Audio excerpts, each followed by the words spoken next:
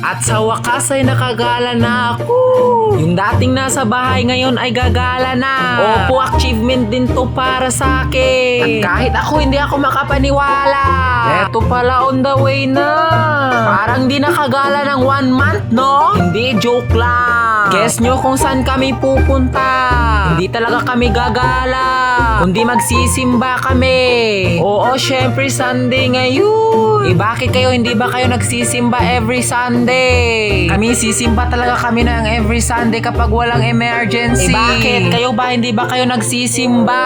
Hoy, magsimba rin kayo, no? Para naman mabawasan yung mga kasalanan nyo. Kasi hindi naman yan everyday, kundi every Sunday. Hindi mo kailangan maging perfecto para pumasok sa simbahan. Kailangan mo lang ng pusong handang makinig. Minsan sa sobrang ingay ng mundo ay nakakalimutan na nating huminto at huminga. Pero dito sa simbahan, may kapayapaang hindi kayang ibigay ng kahit ano. Kaya't subukan mo maglaan ng kahit kaunting oras. Hindi lang para sa sarili mo at sa puso mo, kundi para sa pananampalataya mo. Aba, malay mo baka ito na yung pahingang matagal mo nang hinahanap. At makikita nyo dyan ay natapos na din. Kaya pagkatapos dun ay pumunta kami dito sa Goldilocks. Akala mo naman may bibilhin. Hoy, lahat ba ng papasok ng mall ay may bibilhin? Syempre hindi, no? Baka may tinignan lang. Tignan mo dito yung mga paninda niya, ang sarap. Lalo na yung cake nila.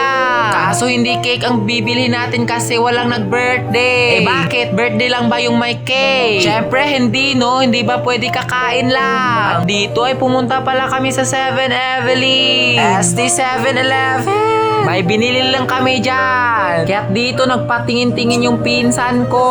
Kaso wala pala siyang gusto doon. Kaya't pagkalabas ko ay pumunta agad ako sa Rose Pharmacy. Bibili lang pala ako ng gamot. Gamot para sa ubo ng isang pinsan ko.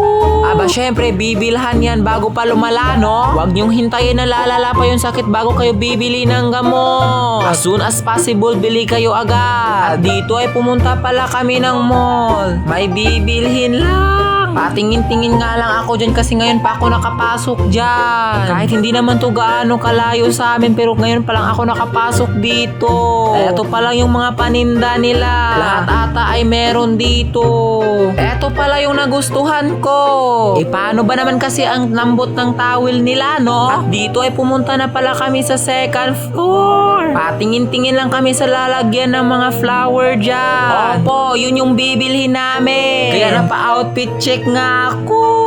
Malaki-laki pala tong gusaling na pasok namin. Aba, malay mo baka maligaw ka dito. Lahat at ang gamit sa bahay na kailangan mo nandito na. Kaya't kumuha agad ako ng toothbrush. Paano ba naman kasi kailangan ko nang palitan yung toothbrush ko?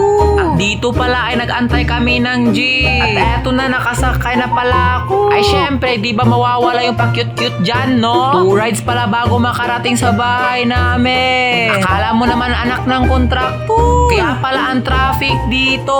Kasi may ihahatid pala na patay. Nakikiramay po ako sa inyo kahit hindi nyo ako kadugo.